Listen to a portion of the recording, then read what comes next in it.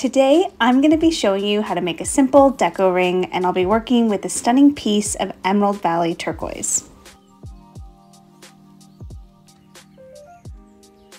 First, I need to fit my bezel around my stone and carefully mark where the two ends overlap. Now I'm going to take my shears and cut where that mark was made. You then want to form your bezel to create a straight and flush connection. You may need to file and adjust a bit. You want to make sure it is perfectly flush like this. Now it's time to solder your bezel. I first spray the bezel with fire scoff, and then I place a small piece of hard solder at the base of the bezel and begin to slowly heat the piece. You want to heat the piece fully in order for the solder to flow. And there it flows. Next, I'm going to take my bezel and make sure it fits my stone snug, but not too snug.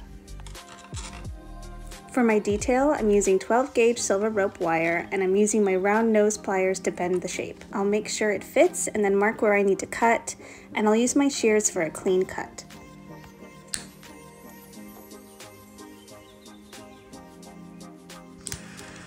For my silver ball detail, I'll use a small piece of fine silver. By using the far end of my flame, I'll quickly heat the silver until it forms a perfect silver ball. Next, I'll take my tweezers and carefully sand the bottom of the silver ball flat for ease of soldering later. Now it's time to cut the back plate. I'll use Sharpie to measure the size and then carefully cut the square that I need.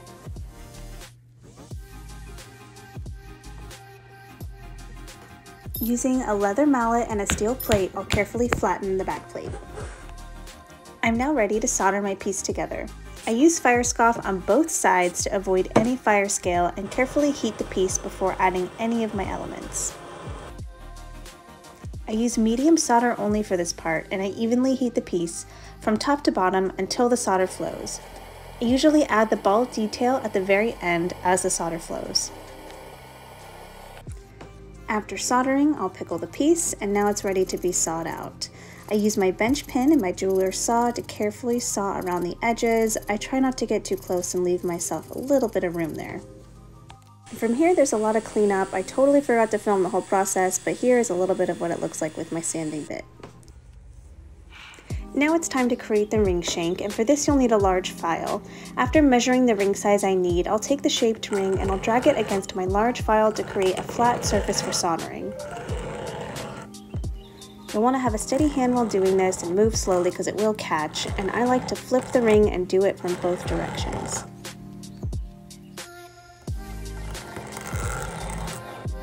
See how nice and beautifully flat it is. For this next part, I like to take my easy solder and solder to the ends of the ring shank before I attach it to the back plate. I'll spray the piece with fire scoff, I'll slowly heat it up, and then I'll take my tweezers and place tiny bits of easy solder right on top. Sometimes I need to switch to my bigger torch like I did in this video because my little torch just wasn't doing it.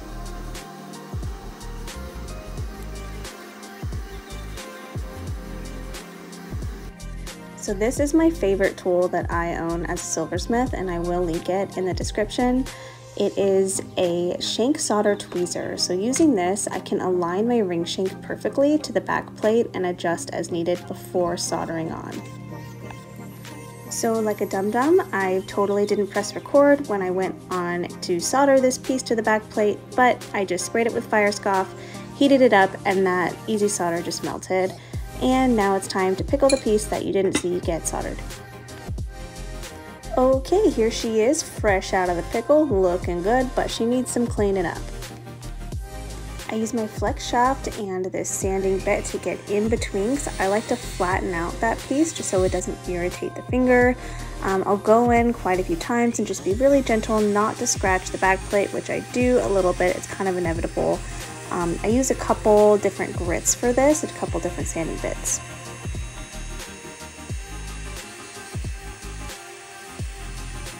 I then can go in and get out all the scratches using all of these sanding discs.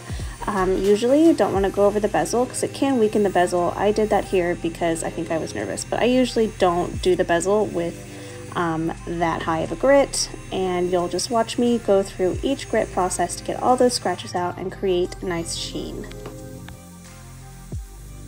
So the real focus here for me is the back plate, and then making sure that seam from the bezel to the back plate is nice and seamless.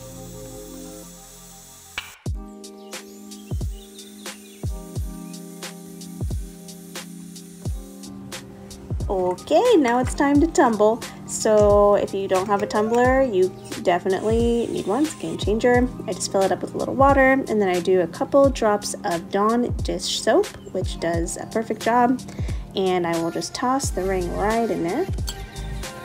I'll let it tumble for around 15 to 20 minutes. Look how shiny she is. So next is the actual polishing process. I have quite a few different polishing bits, and I use one different kind of polish, but I will polish it up for that real next level high sheen, and I highly recommend you use safety gear because polish is extremely toxic.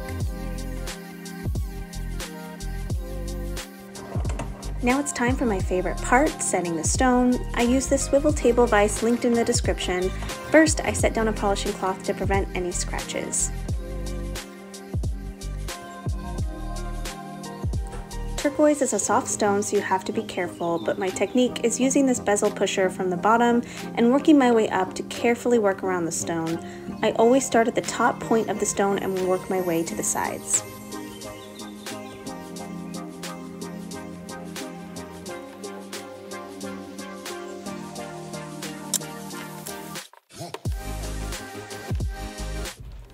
And lastly, I take one of my rubber bits and I very carefully run it along the top of my bezel to give it an extra tight seal.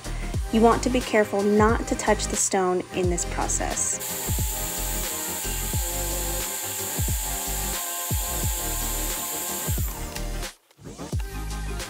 And there you have it. There's a ring. You did it.